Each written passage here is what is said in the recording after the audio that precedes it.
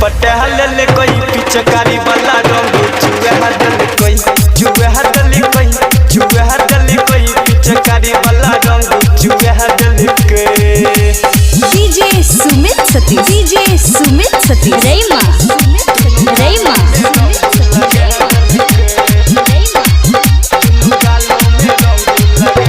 होली में पी के मगन छै ई छौरा साली के उठा के पटक देल के छौरा होली में पी के मगन छै ई छौरा साली के उठा के पटक देल के छौरा। कब चोली में हाथ घुसियावे दुनु जवना पर रंग लगावे कब चोली में हाथ घुसियावे दुनु जवना पर रंग लगावे ई तो होली के मजा उठा लेल कई पिचकारी वाला रंग चुहा दल कई दुनु गालों में रंग लगा दल के।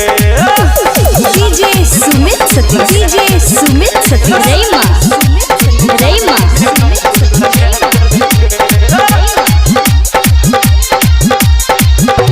भारती भव्य सुन कहै छौ जितेंद्र सेठ दीवाना छोरा रहे गे डेंजर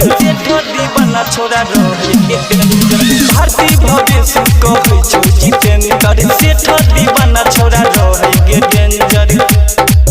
कहो छौरा मिथुनवा ज्योतिषवा मजा लेल गे छौरी सुभसवा कहो छौरा मिथुनवा ज्योतिषवा मजा लेल गे छौरी नेतिसवा सचकारी तरंग लगाई दिल को बिकिया छौरा मजा उठाई लेल को।